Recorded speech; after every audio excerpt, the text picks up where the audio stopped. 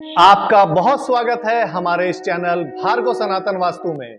नमस्कार, मैं Amar Bhargava, vastu consultant and numerologist. आज हम चर्चा करेंगे एक रत्न के बारे में जो कि आपको हर घर में आसानी से देखने को मिल जाएगा। ये रत्न मानवता के लिए एक अवतार के बराबर है, जिसका उल्लेख ब्रह्म वैवर्त पुराण, भागवत पुराण, लक्ष्मी संहिता, शंख संहिता, महाभारत, श्रीमद् भगवत गीता और आयुर्वेद के कई ग्रंथों में बताया गया है। हम बात कर रहे हैं शंख की।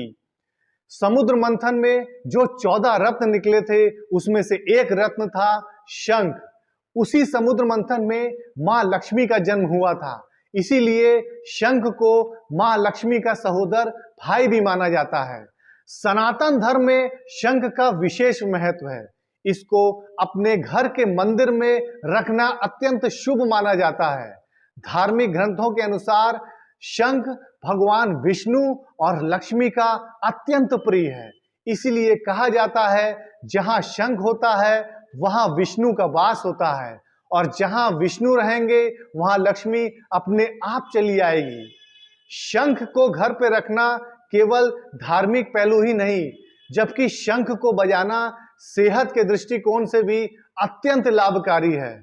अब हम जानेंगे शंख की उत्पत्ति कैसे हुई, इसके पीछे क्या पौराणिक कथाएं हैं, शंख कितने प्रकार के होते हैं और उसके क्या क्या लाभ होते हैं, शंख कब बजाया जाता है, शंख की पूजा कैसे करें ताकि आपको इसका उच्चतम लाभ मिले।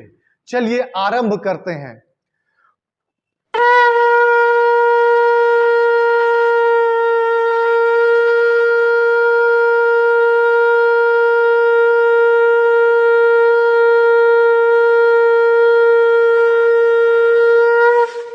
शंख का महत्व।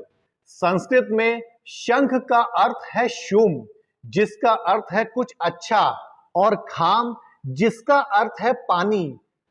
शंखम का शाब्दिक अर्थ हुआ वह शंख जिसमें पवित्र जल होता है। शंख की ध्वनि शुभ मानी गई है। प्रत्येक शंख का गुण अलग अलग माना गया है।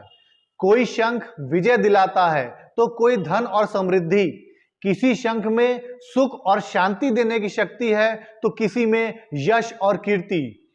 शंख चंद्र और सूर्य के समान देव स्वरूप है।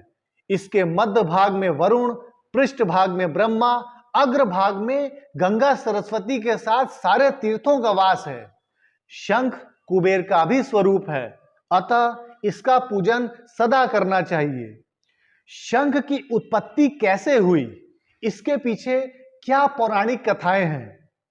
भागवत पुराण के अनुसार श्री कृष्ण ने जब शिक्षा पूर्ण की, तब उनके गुरु सांदीपति ने दक्षिणा के रूप में उनसे कहा कि जाओ समुद्र में डूबते मेरे पुत्र को ले आओ। तब कृष्ण ने शंखासुर का वध किया और उनके बचे शेष अस्थियों से शंख की उत्पत्ति हुई, जिसे पांचजंग शंख माना जाता है। शिव पुराण के अनुसार शंखचूड़ नामक एक राक्षस था, जिसने भगवान विष्णु से वरदान प्राप्त कर हाहाकार मचा दिया था। उसके पास श्री कृष्ण का दिया हुआ कवच था और उसकी पत्नी मां तुलसी थी, जो स्वयं विष्णु भक्त थी, और उन्हीं की भक्ति की वजह से शंखचूड़ को कोई मार नहीं पा रहा था। तब देवताओं की प्रार्थना से विष्णु ने ब्राह्मण रूप धारण कर कृष्ण कवच दान में ले लिया और शंखचूड़ का रूप धारण कर तुलसी का सतीत्व भंग किया। इसके पश्चात शिव ने अपने त्रिशूल से शंखचूड़ को भस्म कर दिया और उसकी हड्डियों से शंख का जन्म हुआ। शंख कितने प्रकार के होते हैं? शास्त्रों के अनुसार मुख्य रूप से शंख 3 प्रकार के होते हैं। पहला वामावर्ती शंख, जिसका मुख बाईं ओर खुलता है। दूसरा दक्षिणावर्ती शंख, जिसका मुख दाईं ओर खुलता है या दक्षिण दिशा की ओर खुलता है। तीसरा मध्यवर्ती शंख, जिसका मुख बीच में खुलता है। बाकी अन्य शंख इन्हीं तीनों के अंतर्गत आते हैं, जैसे गणेश शंख, पांचजंग शंख, महालक्ष्मी शंख, कौड़ी शंख, हीरा शंख, मोती शंख, विष्णु शंख, गरुड़ शंख, कामधेनु शंख, अन्नपूर्णा शंख, इरावत शंख, वीणा शंख, मणिपुष्प शंख, सुजोष्मणि शंख, देवदत्त शंख, अनंत विजय शंख, पौंड्र शंख, इसके अलावा भी कई अन्य सारे शंख हैं। श्रीमद् भगवद गीता के अनुसार श्री कृष्ण ने पांचजन्य शंख बजाया, अर्जुन ने देवदत्त शंख बजाया, उग्र कर्म करने वाले भीम ने पौंड्र शंख बजाया, राजा युधिष्ठिर ने अनंत विजय शंख बजाया, नकुल ने सुघोष शंख बजाया, सदेव ने मणिपुष्प शंख बजाया और बाकी ने अलग अलग शंख बजाए। शंख कब बजाना चाहिए? शंख प्रातः काल और सायंकाल बजाना चाहिए। शंख पूजा की शुरुआत से पहले बजाना चाहिए। शंख आरती की शुरुआत में और अंत में बजाना चाहिए। पहले के जमाने में युद्ध की घोषणा के समय शंख बजाया जाता था। वैज्ञानिक संशोधन के अनुसार शंख की ध्वनि जहां तक जाती है वहां तक बीमारी उत्पन्न करने वाले कीटाणुओं का नाश होता है और हमारे आसपास का वातावरण शुद्ध होता है। तो शंख तीनों काल में बजाना चाहिए। शंख के क्या क्या अद्भुत फायदे हैं? शंख से भगवान विष्णु और शालिग्राम पर अभिषेक किया जाए तो अक्षय पुण्य की प्राप्ति होती है। शंख में जल भरकर पूजा स्थान पर रखना चाहिए। इस जल को जहां भी छिड़का जाता है वह स्थान पवित्र हो जाता है, यानी वहां से नकारात्मक ऊर्जा दूर हो जाती है। साथ ही उस जल को बच्चे को पिलाने पर उसकी बौद्धिक क्षमता का विकास होता है। शंख का जल हमारे स्वास्थ्य, हड्डियों और दांतों के लिए लाभदायक होता है क्योंकि इसमें कैल्शियम, फास्फोरस और गंधक के गुण होते हैं। वास्तु दोष, भूमि दोष के निवारण के लिए शंख का प्रयोग श्रेष्ठ होता है। शंख के प्रभाव से आरोग्य प्राप्ति, संतान प्राप्ति, व्यापार वृद्धि, पितृ दोष शांति और कई दोषों का निराकरण होता है। वैज्ञानिक संशोधन के अनुसार शंख ध्वनि से वातावरण की अशुद्धि दूर होती है, कई प्रकार के हानिकारक कीटाणु का नाश होता है।